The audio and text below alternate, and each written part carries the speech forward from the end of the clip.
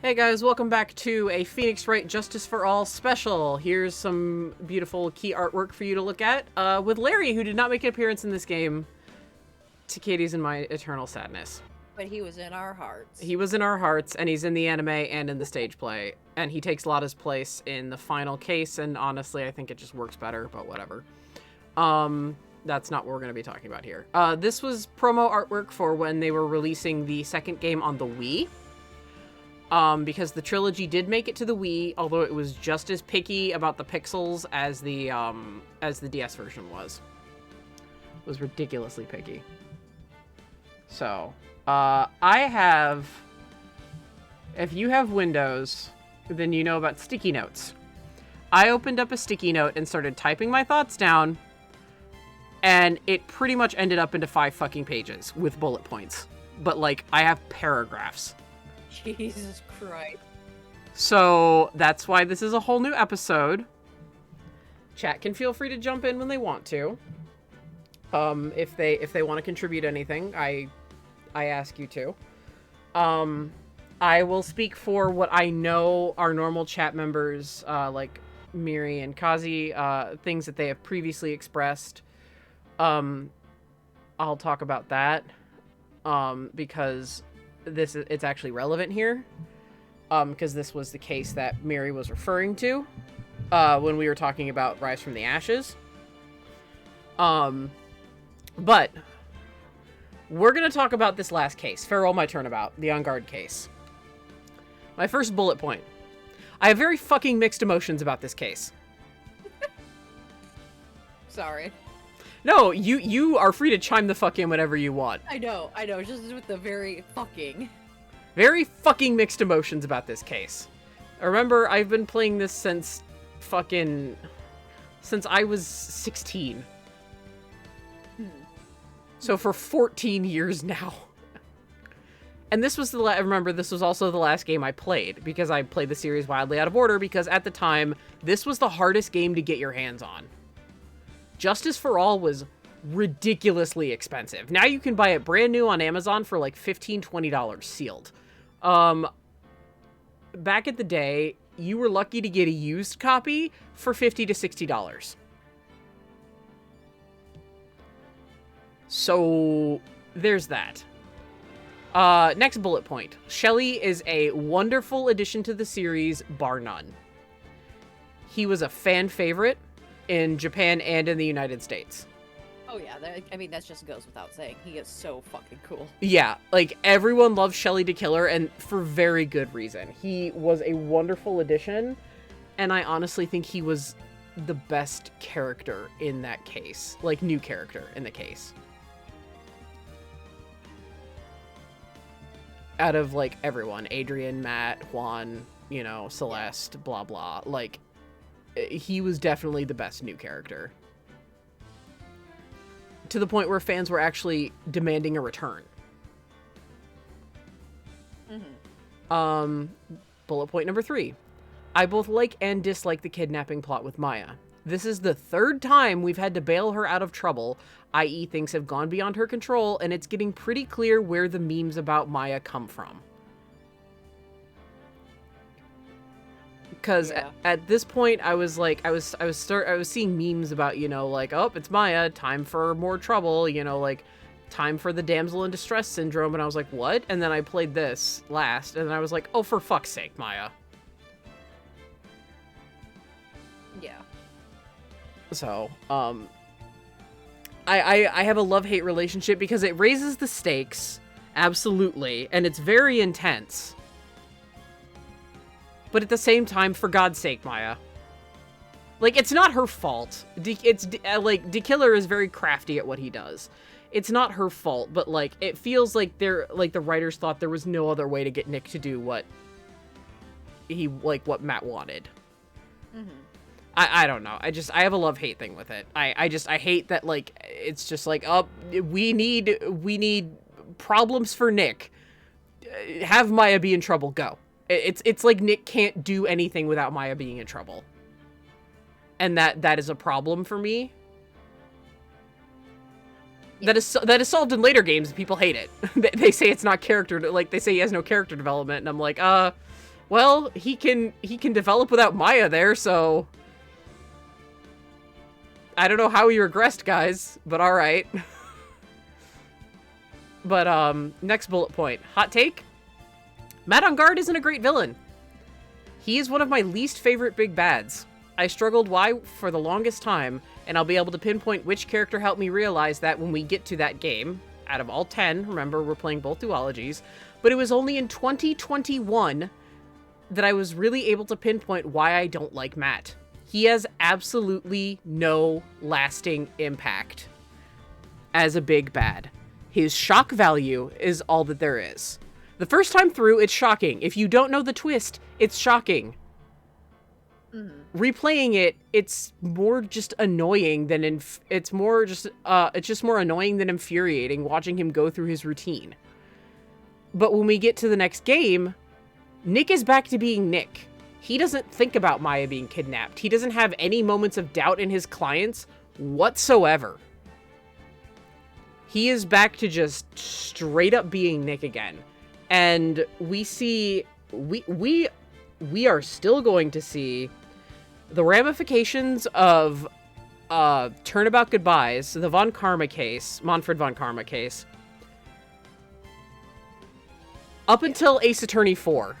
So, all the way through the trilogy and in Miles' duology. We're going to see ramifications of that. Okay, I talk about Turnabout Goodbyes in a thing here. In a thing later in here. And to be completely fair, to be fair, Game 3's Big Bad doesn't have a lasting impact either. And people can make that argument. That's very true. There are 3 big bads that actually have a profound, lasting impact. And those are from games 1 and 4. It's both big bads from game 1 and the big bad from game 4. Those are the ones that have a lasting ripple effect impact. Yes, that is true. But game 3's is very personal to Nick. And I mean very personal. So it still has more of a fucking impact.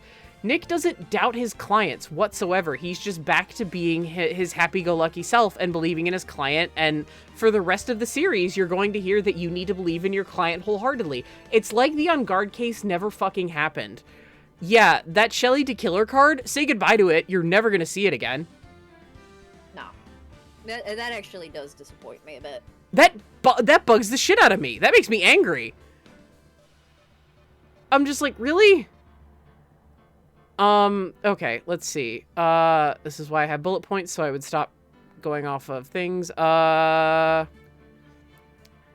case is barely mentioned in passing, but Nick doesn't really have any displeased memories of it. He doesn't get, like, uncomfortable. He doesn't kind of, like, sweat bullets about it. He doesn't, like, want to not think about it. Yeah. But again, we'll think back to Turnabout Goodbyes all the damn time. Every damn day. And like I said, that case has lasting impact throughout the entire series up until a certain point. But, I mean, but the effects are far felt even into the new trilogy.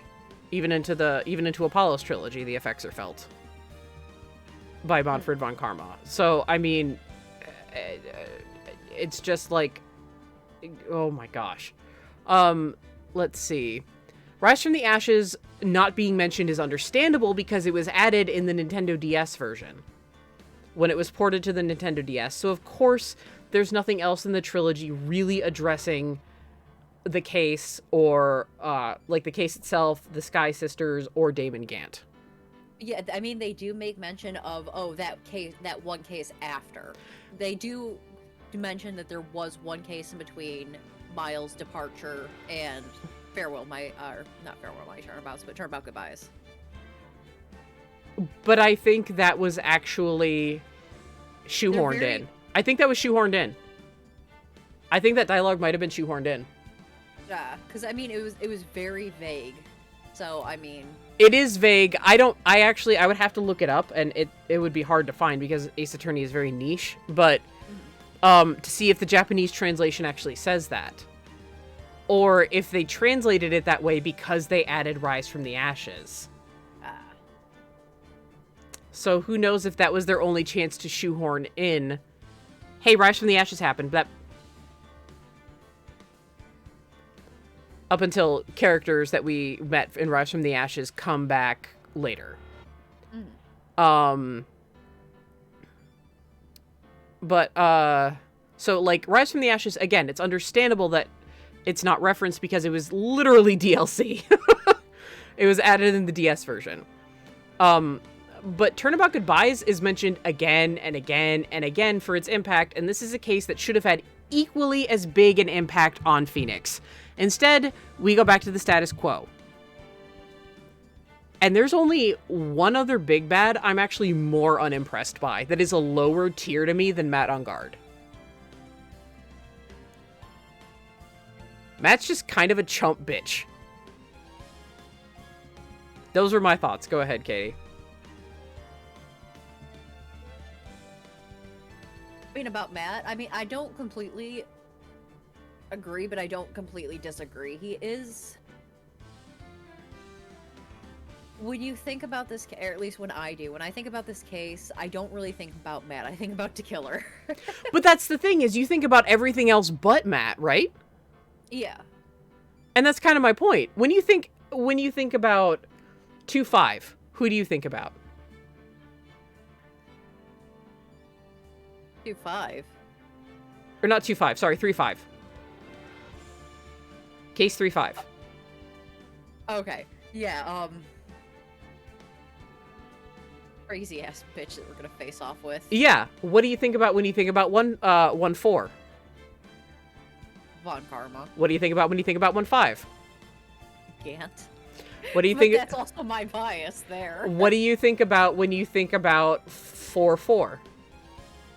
I think go fuck yourself. But you think that at the big bad. Yes. You think go fuck yourself at the big bad.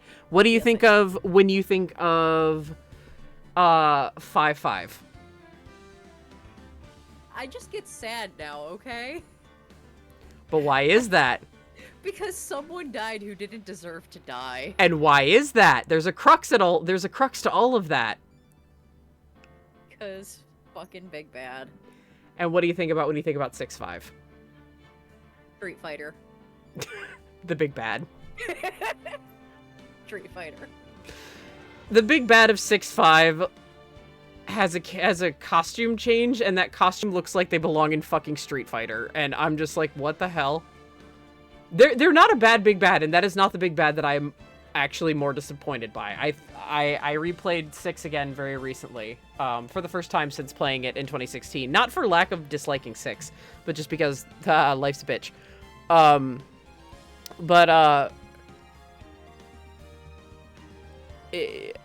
Yeah, I'm not as unimpressed with that big bad as I am with fucking Matt. Because you think about everyone else in the case but Matt. You don't think about Matt. You don't think about the shit he pulled. And he should carry that. And I'll get into that again later. But, like, what do you think about when you think about Daigyakuten case 1-3?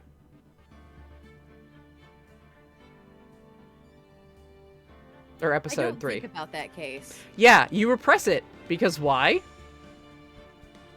Because that case, like, gave Traumatized, me borderline yeah. PTSD. I swear to fucking God. It traumatized you. Because of the person who is the big bad there. You saw what that did to me. What do you think of when you think of Daigyakuten 2-5? Again, I'm also biased, so... But it's the big bad. It doesn't fucking matter. You would have thought the same damn thing. I went into Daigyakuten knowing that I was like, this man's a bastard and I love him already. And then Yeah. I was just like, I have not been proven wrong. You fucked yourself super hard. I did. I can't wait to talk about how hard you fucked yourself. And then when you think about Gyakuten Kenji, so investigations, 1-5, what do you think about? Callisto. And?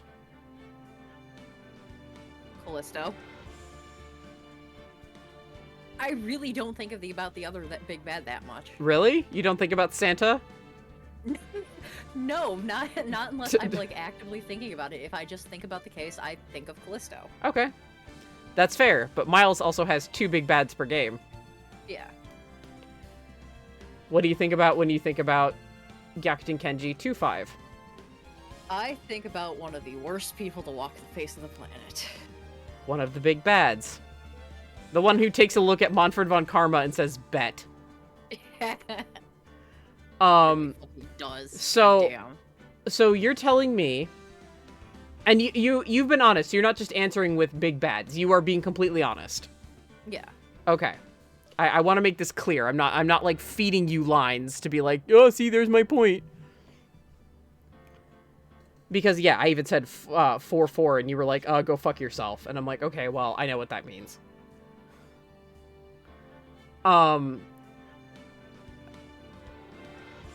So that means in every finale, you have thought of what the big bad has done. You think about the big bad, or you think about the ramifications of their actions, except in 2-5. Nah, yeah, because I just think... Or 2-4. 4. Yeah, because I'm just... because the killer is freaking awesome, and I just think of how fucking badass he is. That pretty much proves my point as to why I think Matt isn't a great villain. He doesn't have the staying power. But I can also see the appeal to him. I'll talk about that later, I think. I think this is a later point, actually. So, let's put a pin in that. Let's put a pin in you can understand the appeal to Matt. Okay. Okay. I was honestly just typing as I was thinking of shit, so it kind of goes all over the place. You and I were talking on a break during a long recording day. It's hard to tell if it's easier being a hindsight Harry or if the writing isn't as nuanced for this case, because it's pretty obvious that out the gate that Matt is guilty. They hammer you with the possibility almost to the point of treating you like an idiot, which isn't something this series normally does. Gumshoe literally yells it at you, and Pearl suggests it multiple times. They trick you briefly with the Magatama, which is absolutely a fantastic way to use the game's mechanics to trick you, the player, but then later Miles comes along and smashes that completely. Unfortunately, due to this case relying on that twist, that your client is a piece of shit, it's impossible for me to really say whether or not it's written as well as we all thought it was back in the Audies, or if it's easier to see with hindsight. It's honestly a toss-up to me. I can't tell if it's not written well, because there are parts of it that absolutely are. Like, Miles' speech at the end about what it means to be a prosecutor, like clawing your way to the truth and everything, that is such a profound moment. Definitely put a pin in Miles, because he's a big part of this, and he's a bullet point all of his own. But like, it has good parts of writing, but I can't tell if this case is just not written the best, or if it's just easier with hindsight. I have no fucking clue. There's no way to tell. And you want to know the worst part? I didn't even get the shock of knowing that he was the villain, because while looking, like, I didn't get that shock of like, oh my god, he's the villain all along, because in looking for this game, it got spoiled for me. Yeah, so you knew going into it. I knew going into this game exactly who our big bad was, just by looking to buy the fucking game online. And I was gonna say, I personally, I do think that kind of plays into your,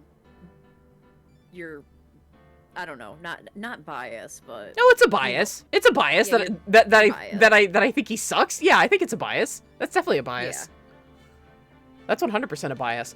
I agree that plays into my viewpoint that I never got that shock. Mm-hmm. I agree. I think that is kind of the broken link in the chain, is that I was never able to experience that shock because, hey, I was just trying to buy the game and the fucking internet ruined it for me. Cool. Thanks, guys. It's like how I had Legends Arceus spoiled for me. Thanks, guys. I was pissed about that. Next bullet point. Matt had the potential to be a great villain, and I do think his breakdown is excellent. him clawing his face open like that, amazing. I actually made a gift set because Shelly's code comes into account later on.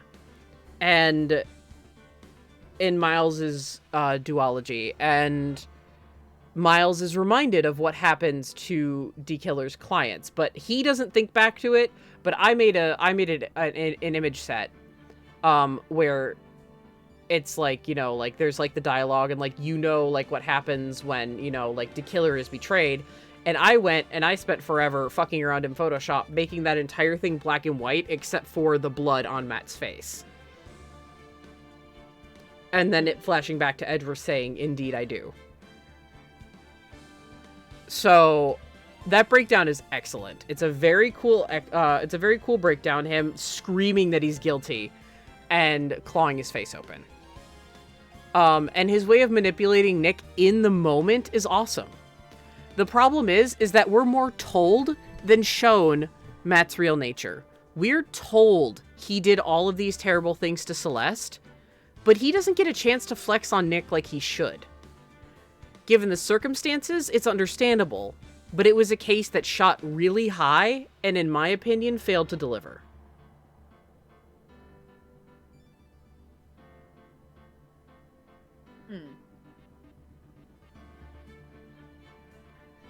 That's the end of that bullet point. Are you?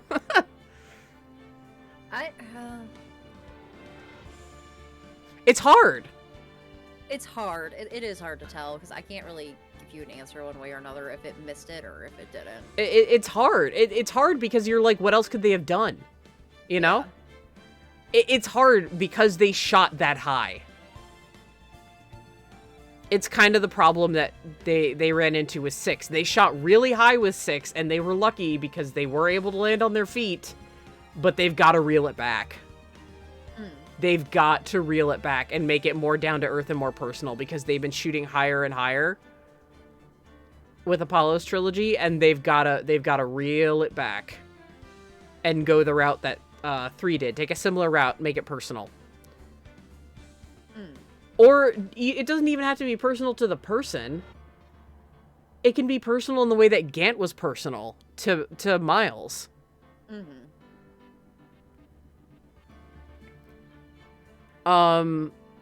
Let's see. Next bullet point, you and I talked about this at your place. Honestly, Matt could have been a better villain if he had gotten away with it. Yeah. It would have forced Nick to reevaluate his entire life. And later games address a similar situation, and it's handled far better, and the main character is able to walk away from it scarred, but okay, so it's not like this isn't doable. There's that bullet point. Agree or disagree? I'm trying to think of what case that is.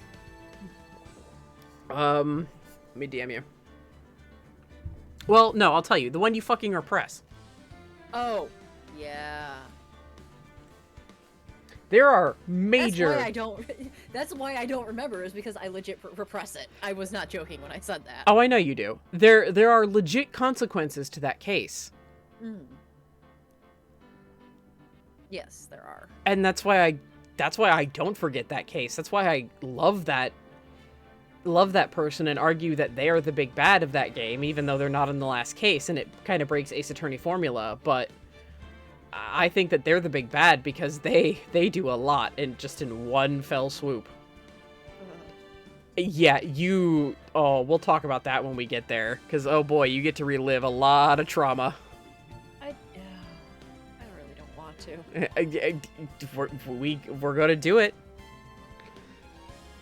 For anyone who is unaware, I don't react to a lot of things. Things do affect me, I just don't outwardly react to them. Yeah. Yeah, you'll just kind of sit there and be like, and just kind of like, not like stone face, but just immerse yourself in it. Yeah. And then afterwards, I kind of poke at you, and I'm like, so what did you think? And then come like your thoughts and stuff like that. Yeah. This got a reaction out of me as it was going on, and I had to put the game down and walk away. Incredibly visceral. She was at my place, and she had to put her Switch down and be like, I need a break. And whenever she's playing Ace Attorney, she doesn't want to stop. I had to.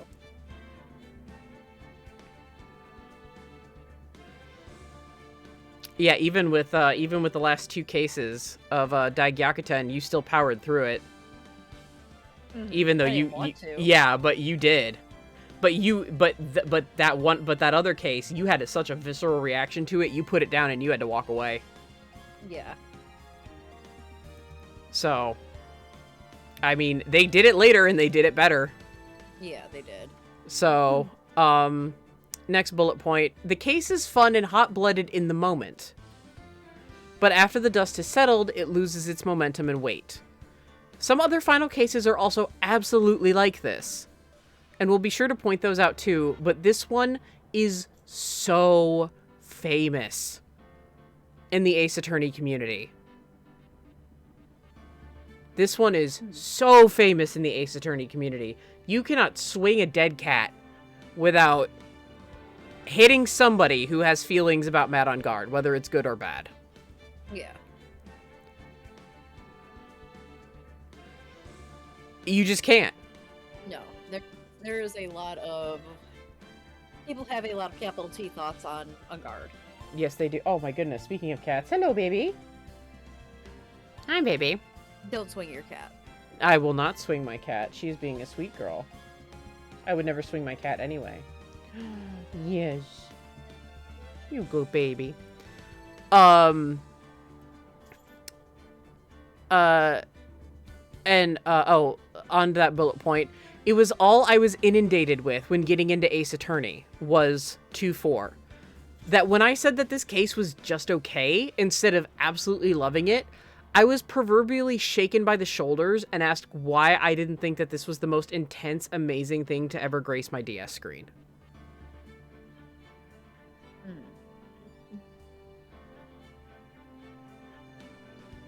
That's the end of that bullet point. I was gonna say, I can't really add anything to that, considering I came in to the series so much later. Yeah, I mean, you just came in at a different time. It doesn't mean that you know, like, you're not as, like, big of a fan or anything like that. Oh, yeah, I didn't have that reaction because I wasn't there when everyone was reacting to it. Yeah. Initially. Yeah, that's true. Let's see. A pro in this case's favor. I like that you can tell Matt that he's guilty or not guilty. Yes. This is where you explain why you like the not guilty option. Okay. So, the reason that I like saying not guilty over guilty is because, one, it doesn't matter that, you tell him he's not guilty, because you know he is, and you know he's going to get that guilty verdict. And even if he doesn't, he's not going to be able to walk free for long without getting taken out. Either way, he's fucked. Oh, he's you did dead. You made a promise to him. You promised him that you would get a not guilty verdict. So just I mean, you probably heard it when I was voicing Nick, how just like the energy in it of just being able to go up to him and say to his smarmy face that, yes, you know what, you asshole, I'm going to keep my promise to you, and I'm going to say you're not guilty. Yeah, that stems from a mental image you have of Nick doing exactly that. Yeah. Walking up to the witness bench, placing his hands on it, leaning into Matt's face, essentially, like invading his personal space. And just saying not guilty. To his face. Which is a very cool image. Mm-hmm. I like the guilty option because it's Nick actually admitting out loud in a court of law and to himself that his client is guilty. This is a problem actual criminal lawyers struggle with. My mother is a corporate attorney, and she chose corporate law because not only did she fall in love with it, but she also fully admits she could not undergo the stress of potentially defending a criminal. It's a very thin line that those people walk. That actual real-life defense attorneys walk. Because sometimes they are defending someone who is guilty as sin. Sometimes they're defending a fucking serial killer. They have to walk a razor-thin line And and for Ace Attorney to acknowledge that line is a really good moment. Also, I think it's just really good for Nick, for a growing moment, for Nick to acknowledge guilty or not guilty. But that's why both choices are good. I prefer guilty, but both choices are very good. Another reason I prefer the not guilty, or I prefer not guilty over guilty, is just watching the two cutscenes. It doesn't make as much sense for Matt to completely claw his face in despair if he knew he was going to jail. If he has that little bit of doubt, it makes, to me at least, it makes more sense that he would, claw his face as a reaction in despair. I think he knows he's a dead man either way. Yes, but prison can still provide him that little bit of, either delay the inevitable or I could be safe.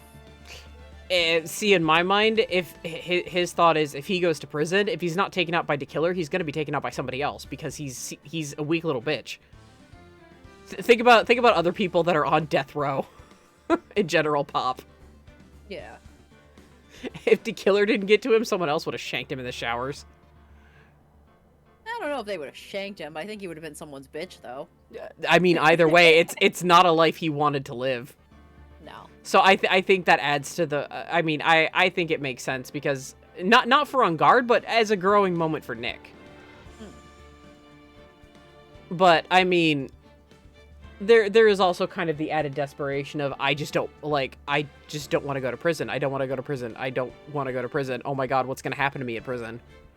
But at the same time, oh my God, if I'm not in prison, his mind just freaks out and he just snaps either way. There's no wrong answer. It's really your mileage may vary, so yeah. Our mileage varies there, but I mean, we both like and respect the other's decision. Yeah. No shade, next bullet point. No shade on the people who do. But I don't understand the Adrian and Francisca ship on the bounds of Adrian attaching herself to Francisca. And we saw a lot of this in the trial where Adrian was pleading the fifth, and then how Miles compared her to Adrian being dependent on Manfred, which is actually a very inaccurate. I think it's an inaccurate. And we'll get to that, the I thinks. It's an inaccurate analogy. But I mean, I could be completely wrong. We'll get to that, I thinks, when we talk about JFA overall. And then how Adrian had received a letter from Francisca. Saying that, she said I could, contact her if I ever needed anything whatsoever.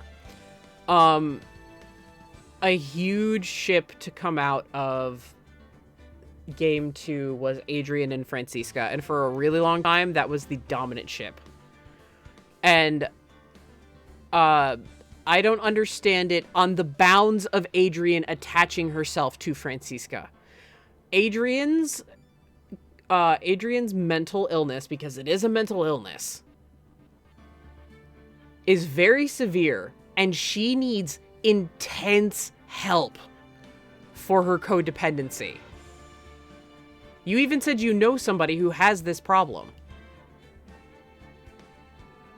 Okay, so vague personal thing about me. Yeah, vague. Vague personal thing. I have been put in a psychiatric ward before. I have seen people, and I became friends with, and I still keep in contact with a person who is very much like Adrian when we were both institutionalized.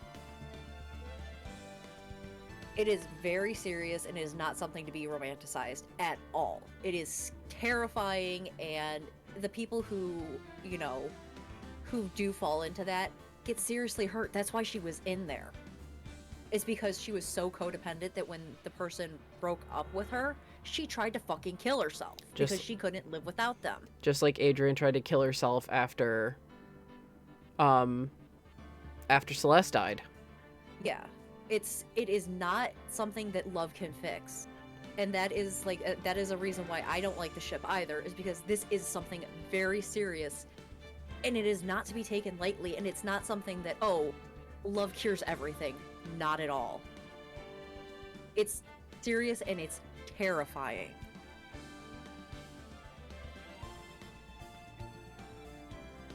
I was just nodding along, just waiting to see if you were going to continue. Well, yeah, because I mean, like I said, I do keep in touch with her. She is seemingly okay now. Good. But it came in there, she got put in there before me, and she left after me. And Yeah. I was in there for, an extended period of time myself. Yeah.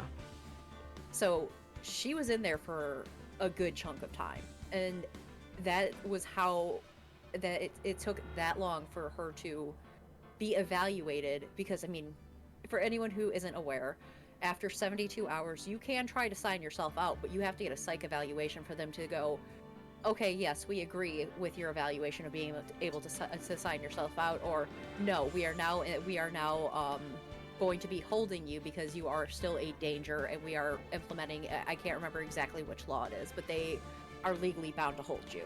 Yes, psychologists are legally bound to enact certain, under certain laws, ethically so. They have to take certain actions. I.e., if you show a serious predisposition to harming yourself or harming other people, they absolutely have to take action. The police have to be notified. Because you could hurt yourself, or you could hurt other people. Mental health professionals absolutely have to follow those rules. Yeah, and that was a case where she was held. So, I mean, they had to. They kept evaluating people to see if they could turn them over to see if they were ready to be, essentially released and were stable enough. Yeah.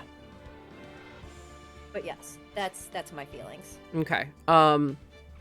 So going back to the bullet point, because I got about halfway through before I asked for your thing there. No shade on the people who do, again. I don't understand the whole Adrian and Francisca ship on the bounds of Adrian attaching herself to Francisca.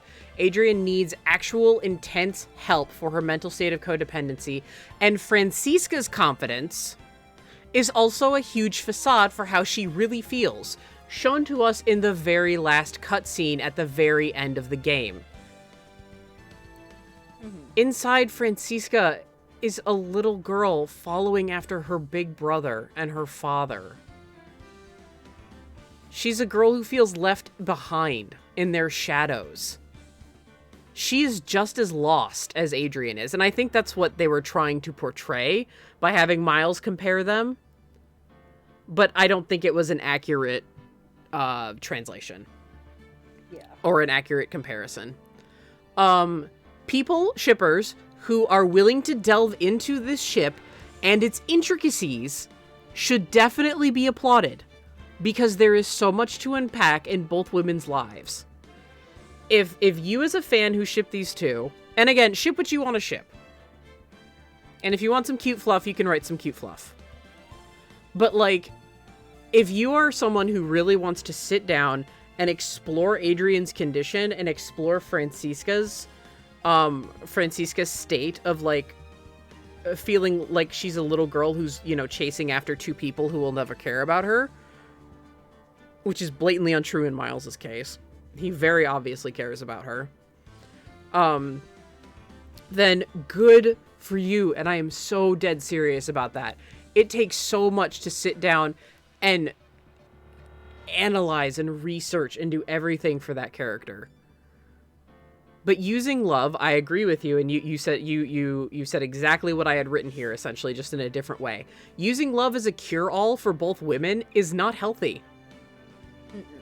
Love can only do so much for someone in any circumstance. And I'm not just talking about mental health. I'm talking about fucking any circumstance. Love can only do so much for fucking anyone in any circumstance. But especially with a person who has a severe mental condition and another person who grew up under a man like Manfred von fucking Karma, who mentally abused two children. It's very obvious by now that Montford was emotionally and mentally abusive. He was not physically abusive. And it's not like his house was a torture chamber. They obviously grew up very affluent.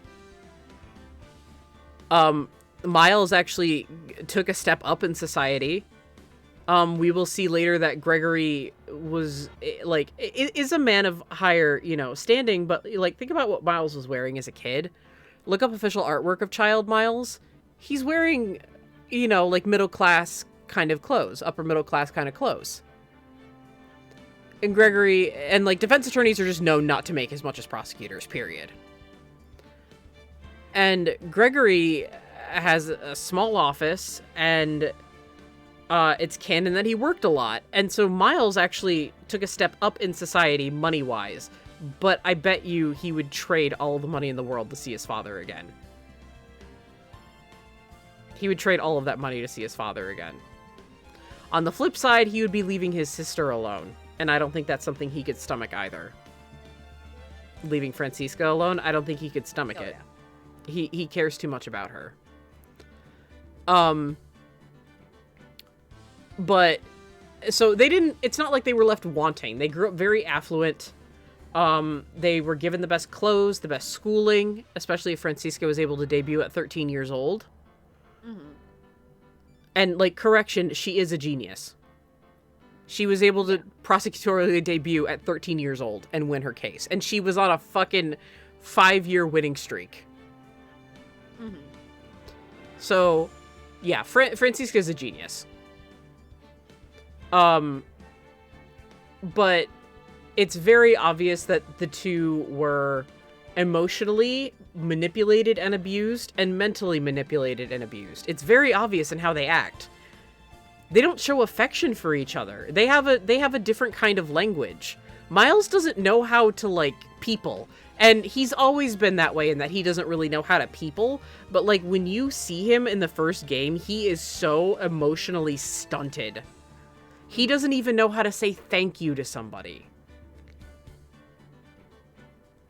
And like Maya told him, it seems like you're doing so much better now, Mr. Edgeworth. Yeah. So, I mean, it's obvious that Francie has her own demons to deal with. And thinking that Adrian's love can just cure it magically is not something that can help.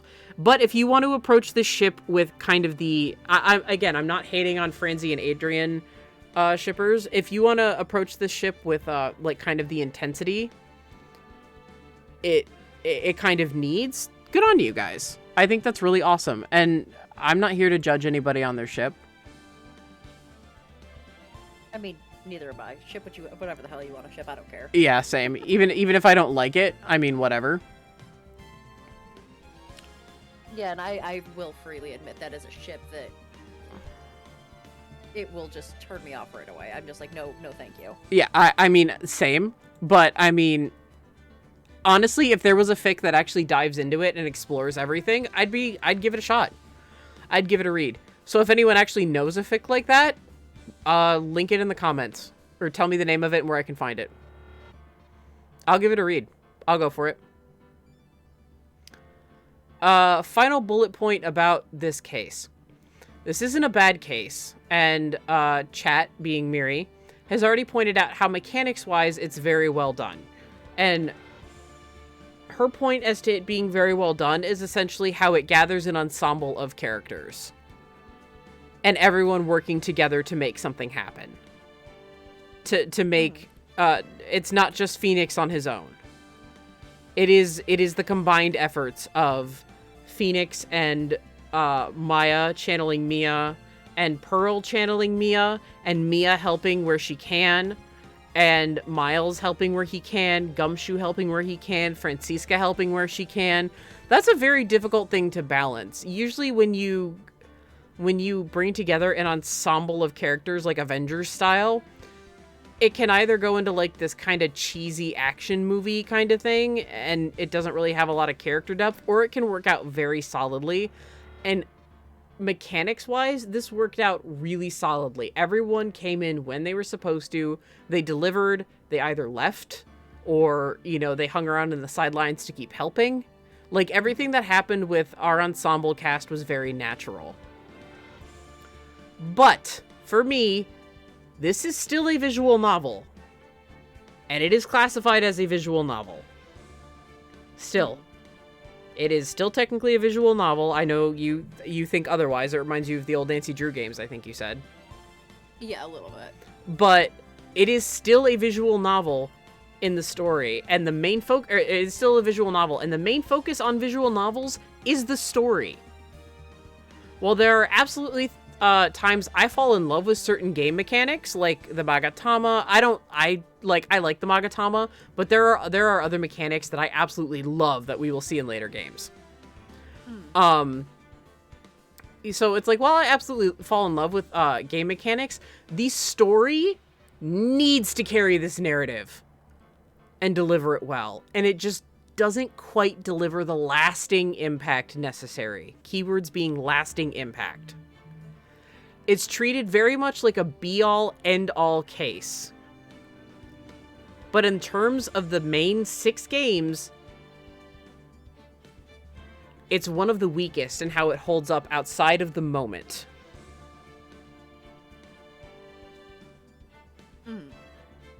That's the end of that bullet point.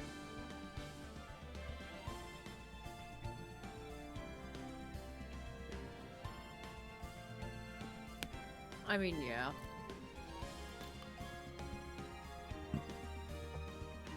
I don't really have anything to add to that. Okay, I was like, waiting. Okay, so now that we've talked about the On Guard case for 46 minutes and 45 seconds, let's talk about Farewell My Turnabout in the anime versus the stage play versus the game. So really, we're going to talk about some differences in the anime and the stage play.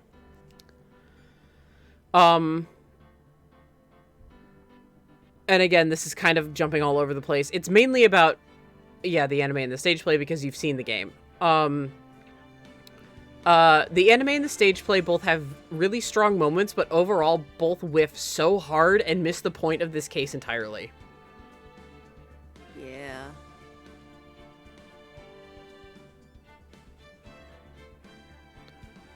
Yeah, they do. You and I were actually excited to get to Farewell My Turnabout, because it's not like we dread this case, but we're just sort of like, oh yeah, it's a case. Yeah. We don't get excited for this case. We're like, it's a case.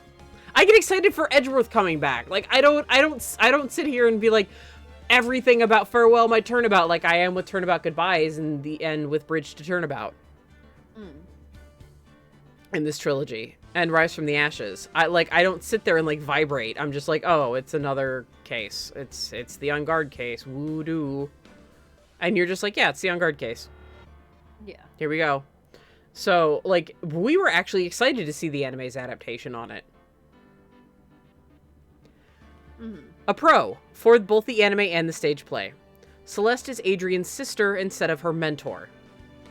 I know the intent between Celeste and Adrian was to have a parallel to Nick and Mia. Yeah. As well as a Miles, Francisca, and Manfred moment, but it doesn't really show through that well in the game. In the original source material, it doesn't show through that well. You don't think about how it's parallel to Nick and Mia when Nick and Mia are standing there talking about it. Yeah, no, because it's not really. They tried, but they just whiffed on it. At best, you can see a vague parallel with the siblings, Franzi and Miles, and Manfred. At best, you can see a vague parallel with those two and Manfred if you squint. A sisterly connection is one that we can understand, however, seeing both the Fays and the Skies and the lengths they have gone to for each other, good and bad. And with the Fays, not just in the case of Mia and Maya, but with Maya and Pearl. Pearl said that Maya is the sister that she's never had. And look at what she's willing to do to make sure that Maya comes home safe. And she's fucking 9 years old. Yeah, she's 8 years old. And she's 8 years old. So it makes Adrian's actions more relatable. Mm. Like, we understand and we relate more to Adrian. Knowing that Celeste is her sister, than Celeste being her mentor, since we're really just told about the codependency problem she has. Yeah. This case, something I didn't put... I mean, something I mentioned with Matt, but this case overall has a problem, and I think this is another missing link, actually. I think I just hit the nail on the head in my brain. I think something just went click in my head. I think Farewell My Turnabout has a very big case of tell, don't show, whereas the rest of the games are show, don't tell, which is a key writing instrument. And it really shines that it is telling you and not showing you. Because every other time you're shown, or like even when they do show things instead of telling you them in this case, it shows, and that's where the case has its really highest highs. Is when they show you and they don't tell you. But that's a pro for the anime and the stage play, that Celeste and Adrian are sisters.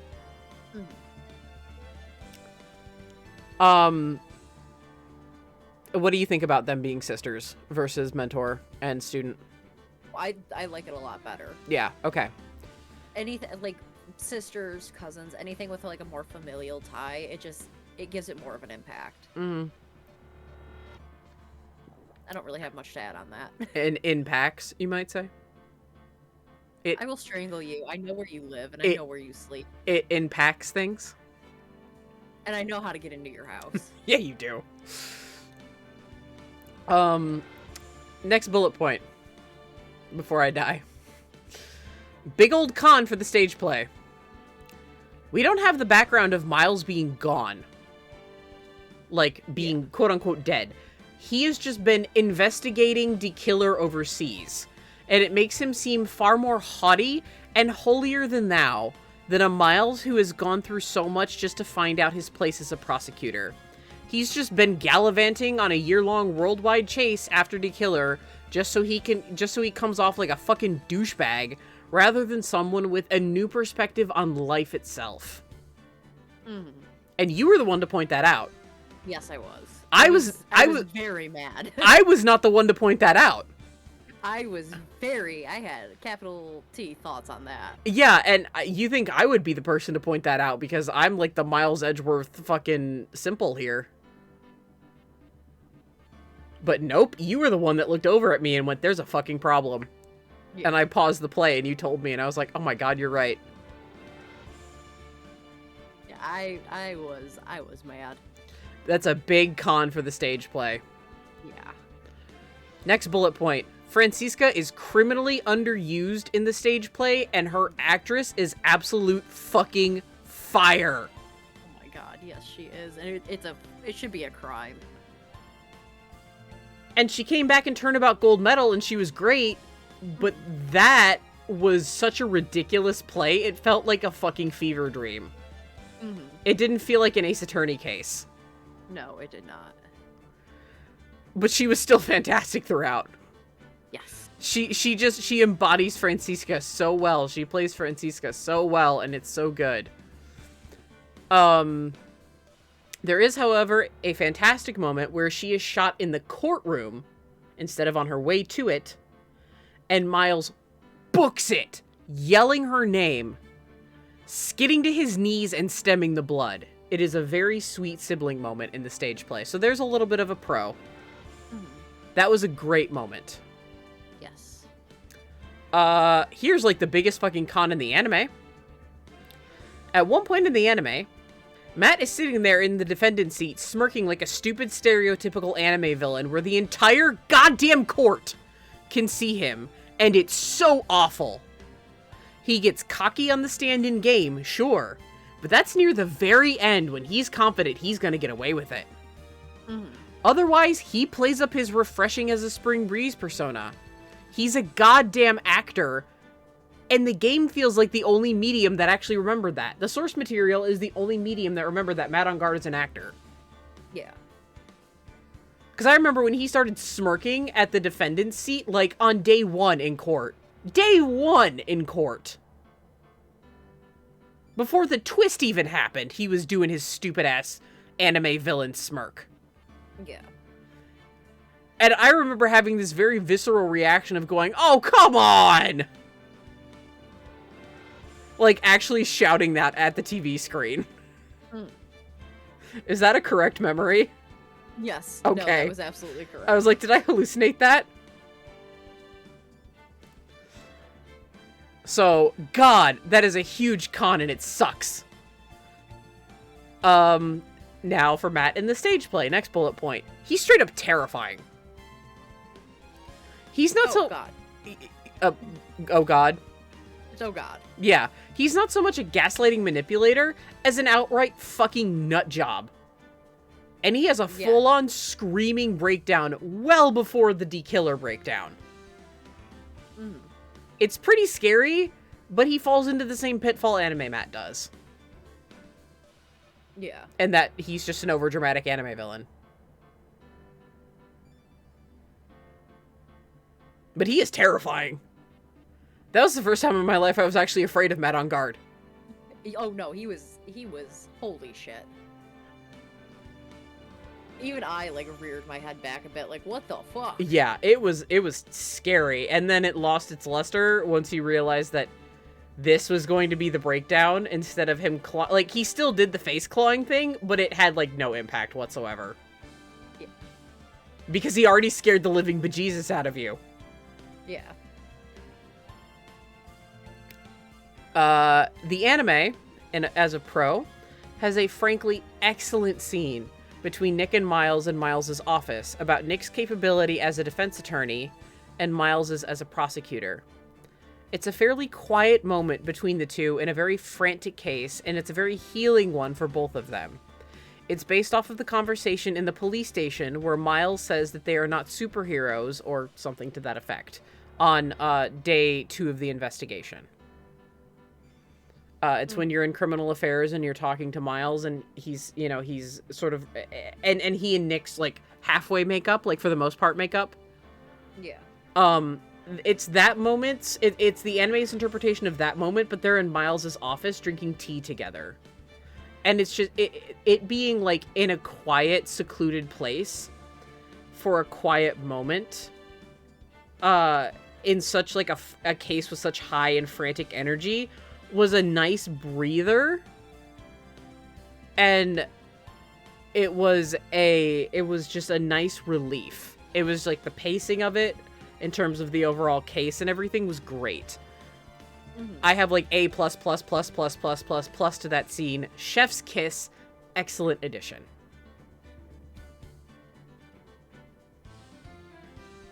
That was my favorite thing the anime actually interpreted about the On Guard case. Mm-hmm. Was that scene in the office. Yeah. No, it was a very good scene. Because they expounded on that idea a bit more. Yeah. So, anything to add to that, or? No. Okay. Taking a drink.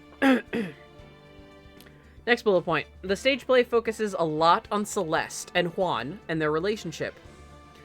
Juan becomes a pretty likable guy instead of a semi-douchey victim. Not even semi-douchey, just a straight-up douchey victim.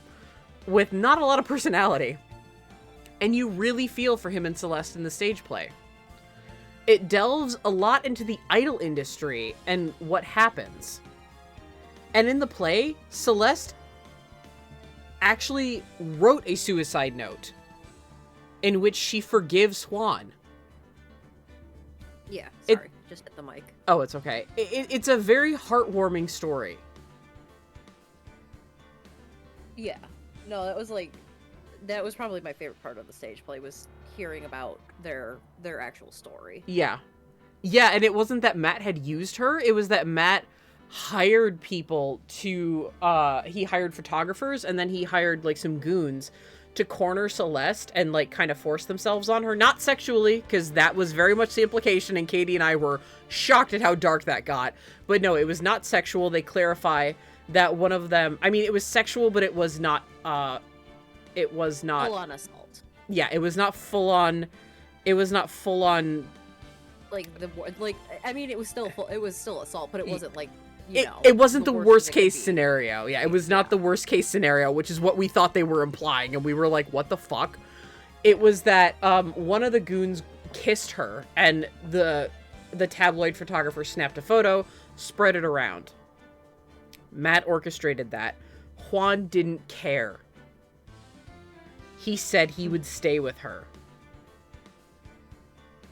But she felt bad because her existence was bringing his reputation down, and she killed herself. Mm-hmm.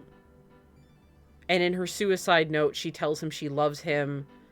She forgives him for being so busy because she knows he has to be blaming himself, and that she's so sorry that she has hurt him from achieving his dream. Because it's not Matt and Juan being in this rivalry. It's Matt making this rivalry up in his fucking head. Juan doesn't even care. He just wants to do his very best. And he wants Celeste to stand with him. And she does. It's a very heartwarming story. And it's a very interesting look into Japan's idol industry. They definitely played that part up more. Because it's idols instead of superhero actors. I mean, yes, the idols did become superhero actors, but still. Yeah, but it was definitely more of the idol industry in general. So yeah, I mean that's a pro, because in the game Juan sucks. Hand in your card, asshole. He fucking called off an engagement because his fiance's ex-boyfriend was his rival. Yeah, and he forged her suicide note. He saw her. Oh my god, we see that fucking CG way too much in that case. He sees her hanging from the ceiling and goes, "I'll fake a suicide note, blaming Matt for everything." What a piece of shit. Fantastic human being that is. Like, do you have no emotions? Like, he is just as soulless as Matt is. I feel bad for neither of them. I agree with Adrian. They're monsters. Yeah. They are terrible. The stage play at least humanized Juan and made you feel bad for him. Final bullet point. The game tells the best story, and to me that story still falls short. I just really want it to live up to its hype and its fame, and it just does not do that for me. There's a lot going on outside of the case as well, and to me that's honestly more interesting than what's happening with Matt. And we've touched on that. Mm-hmm. And we will continue to touch on that when we go into JFA overall. But, your thoughts?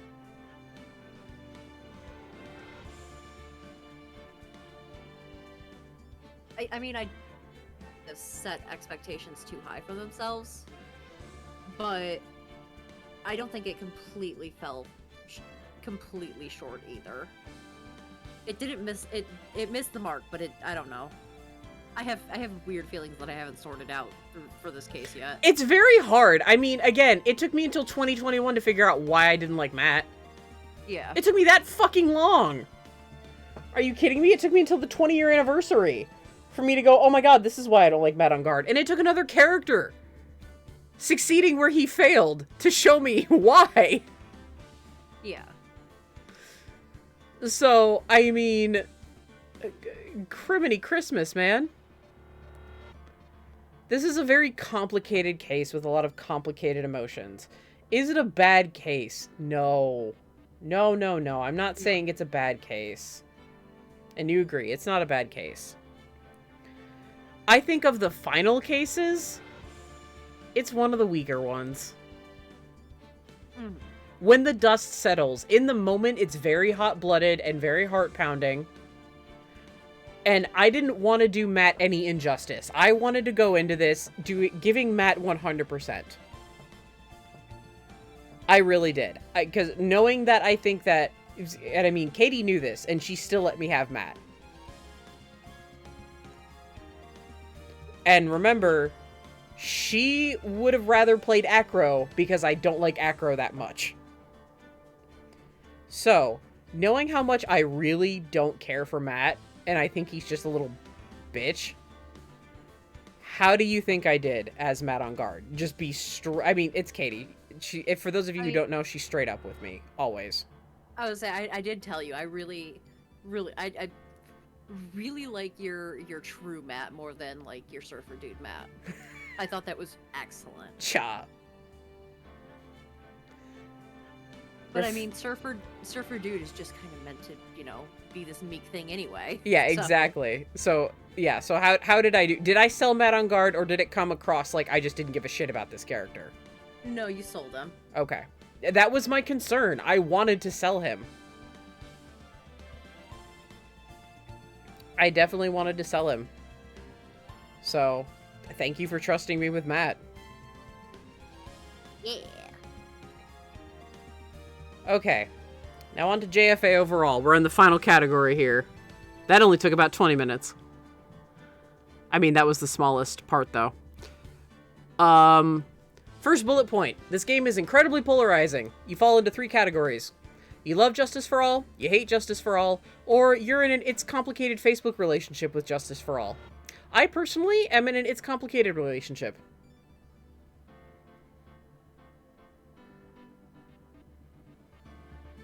I'd have to say I'm same. You're in It's Complicated? Yeah. I mean, it just, at least to me, a lot of the cases in this just kind of are there. I They do don't really stand out. I do talk about that actually in a bullet point. Okay. Next bullet point. This game gave us Francisca, who is an excellent character, and this ties into the the thinks thing that I was saying. I don't think so, and that's a dangerous territory, thinking things. Yeah. This game gave us Francisca, who is an excellent character, but she doesn't get a lot more development in the main trilogy. Say goodbye to Francisca, guys. Yeah. The game where she got the most the game where she got the most development outside of the trilogy never even made it to the goddamn United States officially. No. It's the only game that didn't make it that didn't officially make it to the States. Gyakuten Kenji 2. Ace Attorney Investigations 2 Prosecutor's Path. Francisca gets so much characterization. She gets it in Investigations as well. She gets it in the first one. But her characterization is 100% in Miles's duology. Her nuances are 100% there. Francie is very nuanced, and again, since visual novels require the narrative and characterization to carry it through, she is unfortunately a character who is amazing, but kind of done dirty by actual canon. And headcanon is a very dangerous territory, because actual discourse among fans is very rare. 9 times out of 10, you're just gonna see fandom wank instead. If you don't agree with my opinion, go kill yourself. If you don't agree with my opinion, you're wrong.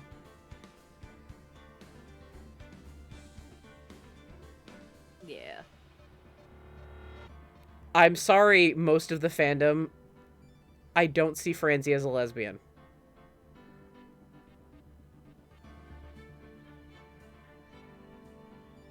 I'm sorry. Sell it to me.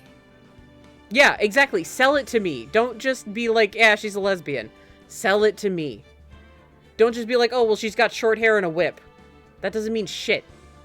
But I mean, that goes into the trope that I kind of don't like, and we have talked about that. Which one? Of just because a girl is, you know, a boss, it does not automatically make her a lesbian. Yeah, 100%. And it does feel like they kind of shoot Francisca into that. Because she is absolutely a boss. Oh, God, she, like you said, queen. She's a queen. Faux show. She's incredible.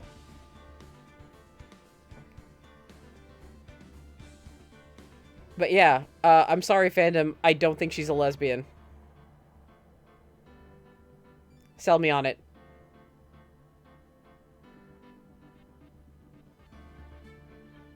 And I mean, there have been some things where I have seen, you know, Fran Mai, and I'm like, aw. Oh, yeah, Fran Maya's like the new Fran Adrian, except it's not... It's not rooted in, as many... obstacles, Yeah. I should say. Yeah, Fran Maya is like the new Fran Adrian in its wild popularity. Yeah, and I mean, I have seen some stuff where I'm like, you know what? I like it. But, I mean, I'm still not completely sold on Francisca as the lesbian. No, I'm not. I don't ship Maya with anybody, actually. I don't either. Like, literally anyone. And I'm a multi-shipper. That's my thing. Like, I'm not afraid to multi-ship. Like, Nick is actually very pairable. There are actually, speaking of Francisca, there is a small devoted community of Nick and Francisca shippers, and I think it's very cute. They have the chemistry there. Hmm. I say good for them. I've seen it. I've been sold on it. That's the thing. You gotta sell me on it. The best way to sell me on anything is fanfic. It's not really fan art. It's fanfic.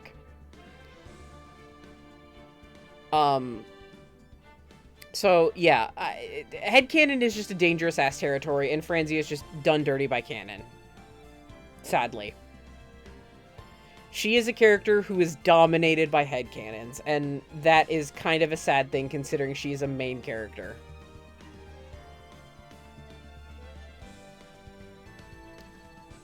So, I mean, what do you think about that with Franzi in general?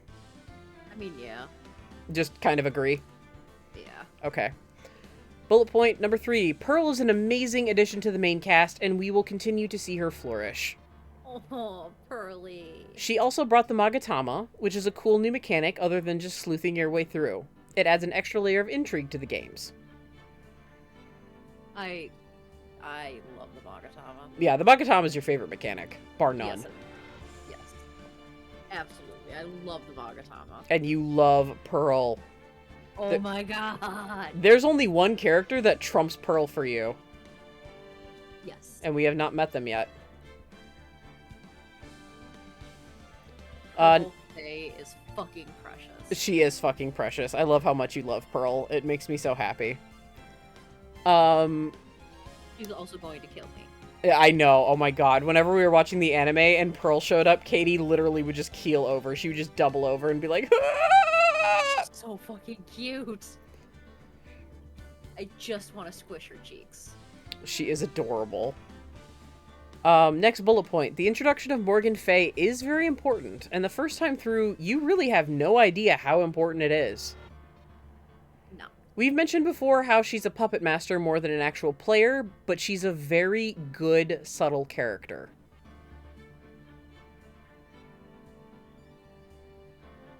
She is. That's my only bullet point. Addressing the cases. And it's pretty short and sweet, actually. Next bullet point. Honestly, I think the best case in this game is Reunion and Turnabout.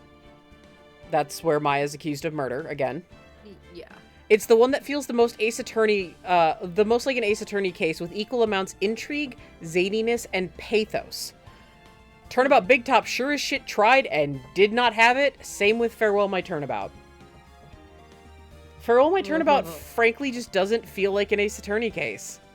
Not at the end of the day, to me. Yeah, and the Forgotten Turnabout is just as it's titled. Yeah, Forgotten, because Nick has a fucking amnesia. I mean, it's your tutorial case. Yeah. There is... The Lost Turnabout, I'm sorry. What? The Lost Turnabout, I'm sorry. Yeah. Not the Forgotten. There is one game that takes a tutorial case and turns it on its head as part of, like, the actual main thing. And that is genius, but we will get there. But yeah, that's just my opinion on the cases. Is that Reunion and Turnabout is just the best one because it is the most Ace Attorney-like. Yeah. I mean, the Lost Turnabout, I always forget who the fucking criminal is because Wellington is just so underwhelming and forgettable. Oh, I remember, just because of the bananas. He thinks that the mitts are bananas. I think that's hilarious. As soon as you mention mitts as bananas, the entire case comes flooding back to me. But other than that, I'm just like, oh yeah. When I think of the cases in the game, I'm like, yeah, Justice for All. There's only 3 cases in there, and one of them is a nightmare. 1/3 of the game is a nightmare, and then I'm like, oh wait, no, there's the tutorial case. And it's a shame because I really do like Maggie, but she's in a case where it's very forgettable. Maggie is a wonderful cinnamon bun. Next bullet point. Me personally, we're gonna get a bit into technical stuff now. Me personally, I'm not a huge fan of the music in this game. There are certain tracks that I like. Karine tracks are good for the brain meats, as Miri pointed out during Reunion and Turnabout. The Magatama theme falls under the Karine music. I do love the Waltz of the Big Berry Circus, but it gets played too much. Besides that, the only other track I really like is Miles's theme, which goes under two names depending on if you're looking at it in English and Japanese. Both are important. The Great Revival, Triumphant Return, Miles's theme. The new court music didn't really feel that pulse pounding or awesome, so a lot of urgency was taken out of cases in terms of the music setting the mood. Sans what was given to us already from the first game. This just took new tracks entirely. It didn't try to build on what we had. This just took new tracks. Like the new cornered theme, I hate it. I hate it. Because the first one is such a like a banging slapper. Like, I just want to groove to it forever. And I like Trials and Tribulations cornered as well. There's a cornered for every game, and this is the one that is my least favorite. I am the worst person to ask about this, because unless I sit down and actually listen to the soundtrack, I can't give you an opinion. Okay, so... just music in general, I'll just, like, I have to actually be listening to it to give my opinion to it, so... Fair enough. Next bullet point. This game definitely represents why I didn't like Maya for quite a while when I was a teenager. To put things in perspective, for this game, at the end of the first game, she left to go back to Karine to grow as a medium, and at first, yeah, she has, or at least we think she has. Morgan definitely undermines her confidence in that, so Maya is just shuttled to a tool to use for pathos and a character who's given incredibly generic lines in court. In the first game, she had some of Mia's tips and tricks. Maya's definitely no lawyer, but Nick does comment about how of course she knows some of Mia's tricks, and Maya usually gives Nick some kind of idea. She usually jumpstarts his brain. She's a good person for Nick to bounce his ideas off of. She's a useful assistant. Yeah. Now let's go through in a case-by-case basis of Maya and Justice for All. Nick doesn't know who she is in the first case due to his amnesia. In the second case, she's absent as co-counsel due to being the defendant again. In the third case, she is generic as all hell. All she says are, "What are we gonna do, Nick? You can do it, Nick. Let's go, Nick. Let's push forward, Nick. Come on, Nick." She does nothing to actually help you in court. Mm-hmm. And in the fourth case, she's absent again. If anything, Maya's character in Justice for All took a huge step backwards. The case that did her the most favor was Reunion and Turnabout.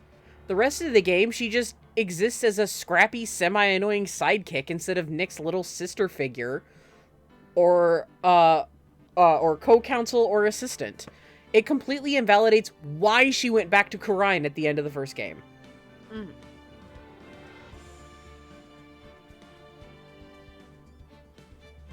Oh yeah, absolutely. Do you agree? Yeah. Any additional thoughts or anything? She's not really a character in this game. No. It's like Finn and Rey in the last in Rise of the Skywalker.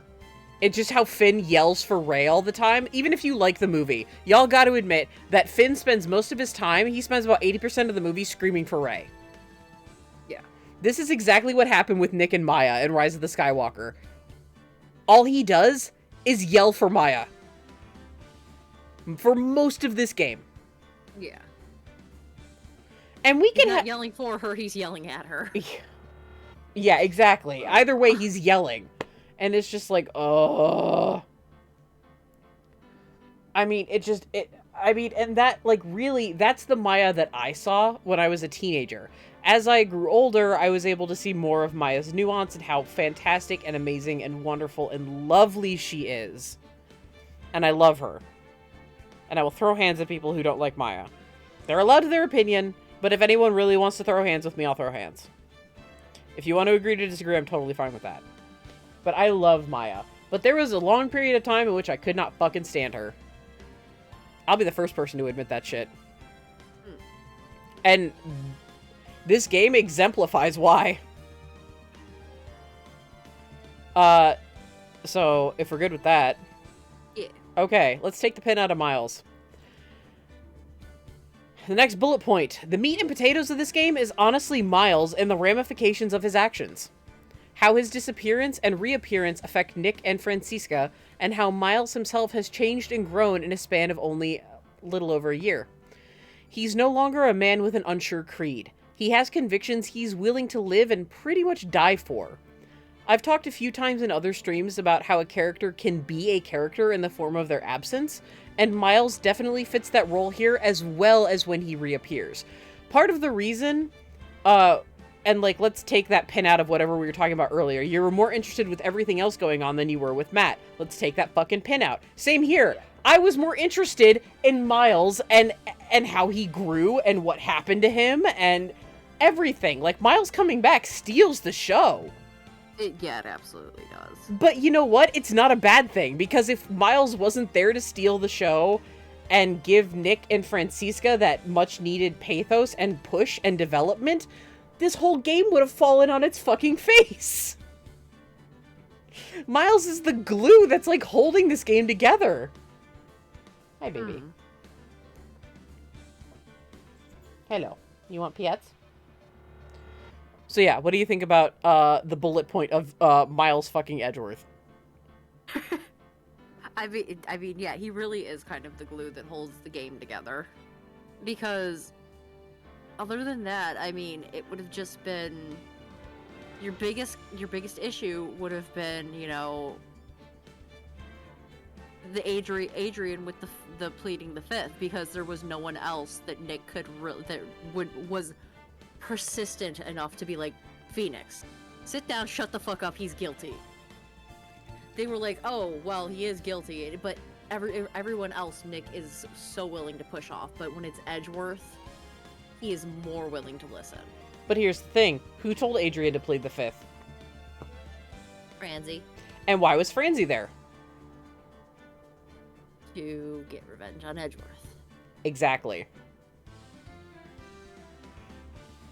And if Miles is gone, Nick doesn't have his Vietnam flashbacks about him. Yep. I've been trying to prevent myself from saying that the entire time, but literally my subtitle for Justice for All is Phoenix Wright Justice for All, Nick has non-flashbacks about Edgeworth the game. Yeah. Because I know that can be offensive to some people. Because they have family that served, and I don't want to undermine what The Vietnam vets severity of have all been that. through. Yeah, Yeah. I don't want to undermine it. Or undermine it, sorry. So I've been respectfully trying to call it other things. So yeah, next bullet point. Honestly, I can safely say that the entire case and theme of Reunion and Turnabout is the only one with a lasting impact further into the series. The rest of cases, oh yeah, here's more about cases. The rest of cases as a whole are not too impactful. You get a few character cameos in the next game, and it's fun. You'll see some characters come back, and we see Miles' development continue, especially in his duology. But the second case is definitely the most solid, sans cherry-picking certain characters or ideas. Anything outside of it just doesn't carry. Shit, Will carried from the first game into this one, sold an old bag. It was fun to see them again. Now say goodbye to them for the rest of the trilogy. Yep. Bye, you don't see them again. Bye. If you didn't play Miles' duology, you just don't see them again ever. Yeah. If you didn't play Investigations 2, you never see Will again. Yeah. Or Will. He's my favorite defendant. Fucking sweetie pie. So, and you were talking about how the case... so, I mean, does that just sort of solidify what you were talking about earlier with cases? Yeah. They're just overall forgettable, and the one that isn't forgettable is a goddamn nightmare. Yeah. Turnabout Big Top is a nightmare. Like, yes, I know there are people who actually enjoy that case. More power to you. The Turnabout Big Top apologists. But holy shit. I literally, I've played the first game and I've played the third game. But every time I went to go replay Justice for All, I thought about Turnabout Big Top and I closed my 3DS. That's actually usually what stops me in a replay of the series. Turnabout Big Top, I usually get halfway through the case and I am just done. I can't get past Mo. He's a nightmare. Oh my god, he is the worst defendant. I think he is the worst defendant that we actually have to deal with the entire series. You mean Witness? Or Witness, sorry. Yeah. He is the worst Witness, yeah, 100%. And, the thing about pressing, it came up previously where Miri said that case made her afraid of pressing. Yes. And it is key that you do that. That is a key mechanic. That is unlearning a mechanic. Yes. That is and terrible game design. Even I fell into that trap where I'm like, I don't know if I should be pressing. Yep. Yep. It makes you second guess yourself, and in a game where yes, you should be second guessing yourself, but they let you know when to. But it turns into a thing where it's a constant second you're guessing yourself. Yeah, you're afraid to, and especially in tricky situations like Pharaoh My Turnabout, where you have to press a later statement and then go back and press an early statement, press a later statement, then go back and repress an earlier statement for more to further the case. That's brilliant and stupid. Yeah. Simultaneously. It's awful. But brilliant. But awful. Because nobody thinks to do that. Like, you just stumble into it out of frustration. Because you're like, well, I've already pressed. And you're afraid to press. Yeah. So it's a mess. What this game did to the mechanics of Ace Attorney, in terms of anything outside the Magatama, was awful. It like deconstructed the mechanics, which can work, but not when the rest of your series rides on it. Not when it's a core mechanic that you are then going to just revert back to doing with no problem. And then throw another curveball at us instead. Yeah. It's a problem. My final bullet point. It's, Justice for All is a game with very high highs and really, really, really low lows. It's not a bad game whatsoever, as much as I've dunked on it. It is not a bad game. But it's definitely my least favorite of every Ace Attorney game released, including the duology spin-offs. So of all 10 games, I would put Justice for All squarely at number 10, no hesitation. And I find that to be pretty sad, honestly. It makes me sad. I don't enjoy that. I don't enjoy being in It's Complicated with Justice for All. I don't enjoy knowing solidly that it's my least favorite of the games. I don't enjoy that.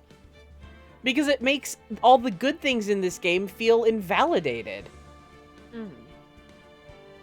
And that's my final bullet point on Justice for All.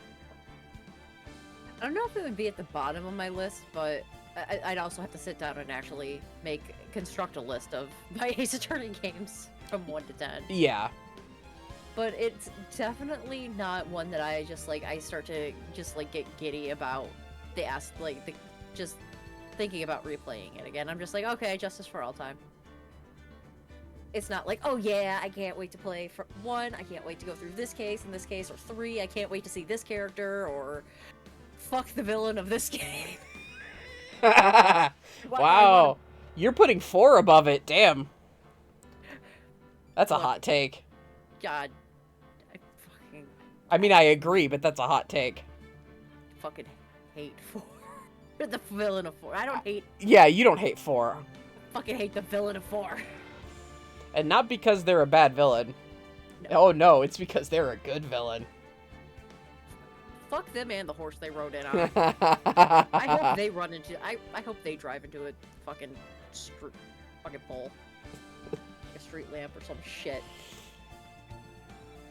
So yeah, JFK. I hope they stub their toe so hard that the nail cracks and they have to just. Ow! Ow! Okay. Nails. Sorry. Nails. I just got the heebie-jeebies. For those who don't know, one of my giant squicks is nails, as in the things on the end of your fingers and your toes. Woo! You can thank Hojo, not from Final Fantasy VII, but from Rurouni Kenshin for that one. For those who don't know, there is a scene. There's a villain NPC. He's like a side to one of the big bads in the Kyoto arc, Shishio. His name is Hojo, and to prove his loyalty to Shishio, because he failed him, to show his devotion, he tears off all of his fingernails with his teeth. And I read that when I was in middle school, and ever since I just have had a thing about nails. I'm sorry, but yes, the point still stands. It gives me the heebie-jeebies so hard. Oh, I'm shivering everywhere. I'm sorry. Oh, it's okay. But those are my feelings on the fucking villain. You hope he steps on a Lego. I hope he steps. You hope he has to walk. I hope he steps on a Lego wall on a slip and slide. That way he just falls and keeps going. You hope he has to walk across a field of Legos. Forever. I hope there are Legos glued to his jail cell. And they're all like an inch apart, so he can't avoid them. And his shoes are taken away. He has no shoes. He doesn't get shoes.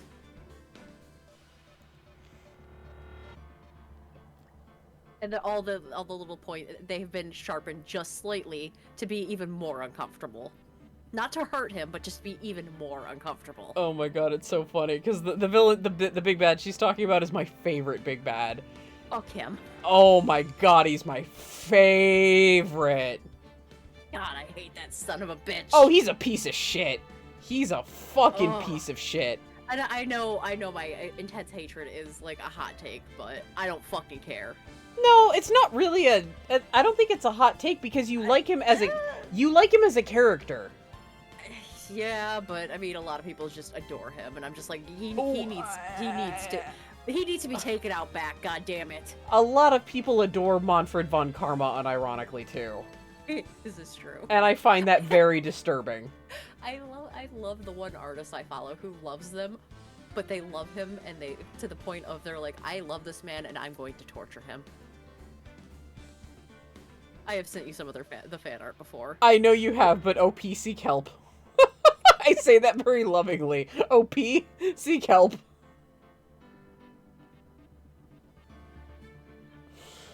Oh, man. Justice for All is just a big old complicated jumbled bag of bones. It's a bag of bones. I don't even know what I mean by that. It's just a big old jumbled bag. It's a very mixed bag. Mm. One of my dearest friends, this is their favorite entry in the trilogy, and I'm like, I don't understand you. How? I hate this game. And like, they love Farewell My Turnabout. They think Mad on Guard's amazing, and they have not given me the intense shit about it. But like, I don't have the heart to be like, I think it just sucks balls, man. Like what? Like, I don't actually think it sucks balls, but that's just like my your knee-jerk. My knee-jerk visceral reaction because I was thrown around, you know, like grabbed by the shoulders and been like, why don't you think this case is amazing? And I'm like, because Bridge to Turnabout and Goodbye My Turnabout exist, or Turnabout Goodbyes exist. And Rise from the Ashes is a thing. Please stop. Again, it's fanwank. I've been subjected to fanwank, therefore I have a visceral knee-jerk reaction. This is why fandom sucks, even when I try to get away from it. If y'all don't know what I'm talking about, watch the tail end of my Mass Effect 3 playthrough. I go into like an hour-and-a-half explanation about how I was sent literal death threats for my own personal opinions, when I was not playing Catch These Hands with anyone.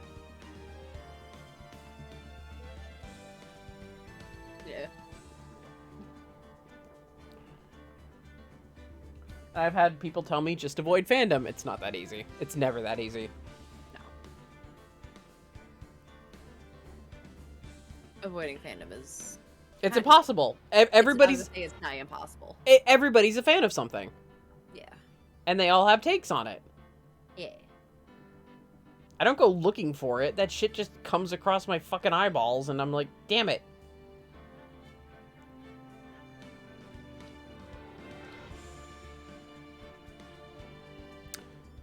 But yeah, oh, I meant to change this to just chatting, and I just left it on Justice for All. Oops. Well, that has been our hour and a half. I knew it was going to take a whole other episode length. Essentially, our hour and a half dissertation of what we think about JFA and why I, at least, am in a Facebook It's Complicated relationship with this game. Really high highs, really low lows.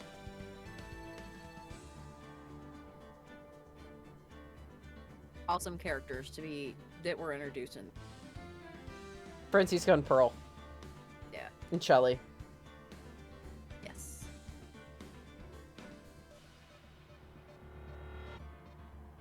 And, yeah, I'd say Morgan. Uh-huh. So, yeah. 4 characters. Also, thank God. Bye, Lotta.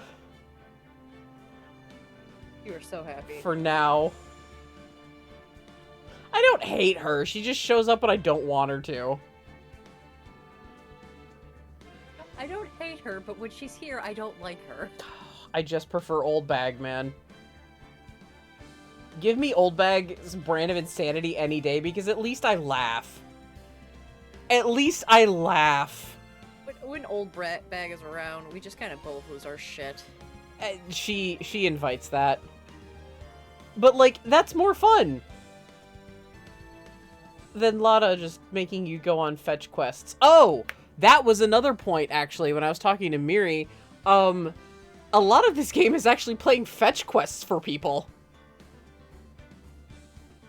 Oh my god, yeah, it kind of is. I never thought about that. I know, I realized that when I was talking to Miri, and I was like, I have to remember that for the discussion. I just remembered. Yeah, another huge weakness is that a lot of this game is you're just fucking playing fetch quests.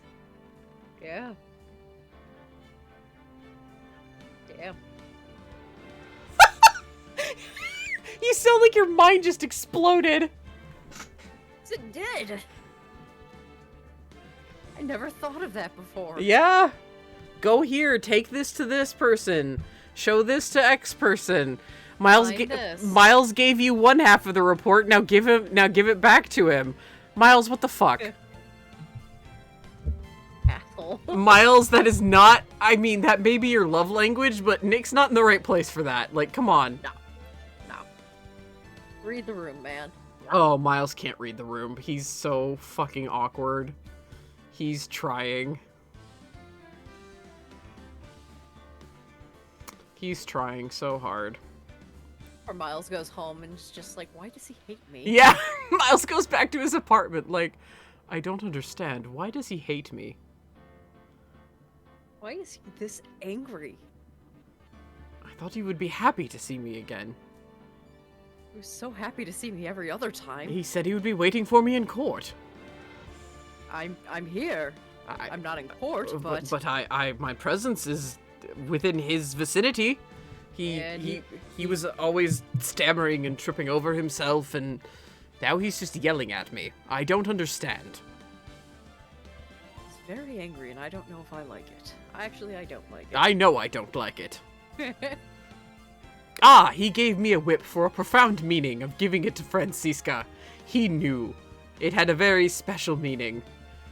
Because he didn't want Francisca to give up being a prosecutor. Just like he didn't want her to follow in my steps. How noble of Wright.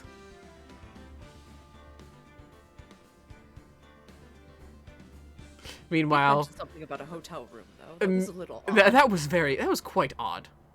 Meanwhile, Nick's at home with a sad boner. Jesus Christ. Look, I tag the YouTube videos as Wrightworth. Yeah. I literally tag the YouTube videos as Wrightworth. I'm making no apologies for us in this.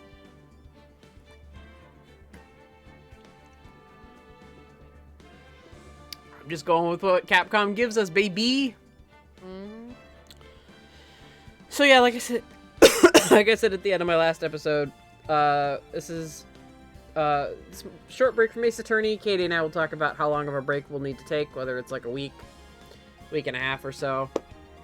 We'll see how far I get and the other stuff I plan on doing. So yeah, that also might be a thing. It might be a couple of weeks. It might not be a week. It might be a couple of weeks. Just because this is a Tuesday, Thursday thing. So, like, even what I would start is getting kind of put off by the Tuesday podcast thing. Mm-hmm. So, yeah. Excuse me. So it seems like we'll be starting on a Friday, I think, again. Probably. We'll talk about it more later. Mm-hmm. But yeah, we will return. Again, we're going through all 10 games, so again, I have to... This time I feel like I need a break. Yeah. This game. It's this game. It does it to you. You're like, I need a break. After the first one, I was just raring to go. But I mean, thank you for stopping me, because I would have hit a wall. Yeah. Just like that small week. But yeah, we're gonna head into Trials and Tribulations, which... it's three or five. It's a toss-up for my favorite game in the series. So we're heading into one of my favorite games in this. Out of the entire 10, this is one of my favorites. So it is a fucking toss-up. It is an awesome game. IMO. Oh yeah, oh man, cream of the crop. Chef's kiss. So. Yeah. Thank you guys. If you guys have taken the time to actually listen to this, thank you so much. Sorry if we stepped on anybody's toes here, because there are a lot of people who like JFA that are out there. If you agree with us, because everyone has an opinion and they all stink. That's true. If you disagree, you have a right to disagree. I was actually going to say that you have a right to disagree with us. It's totally fine. It's totally cool. We don't care. Just don't at us about it. Just don't be like, oh, you got a wrong take. All that's gonna get you is us laughing at you. Like, oh yeah. Whatever. It's very hard to offend and or hurt my feelings, so good luck. It's easy to make me mad, but it's also very easy for Katie to calm me down. Yeah. To be like, actually, if you think about it like this. So, yep, I am going to be doing a, well, actually, I'll stop the YouTube thing here, and then I'll talk about Sunday's stream. So, for those of you on YouTube, thank you so much for watching Phoenix Wright Ace Attorney. Watch for some other things to pop up in playlist before the Trials and Tribulations playlist pops up. And this has been Danny. And Katie. Signing out. Take it easy.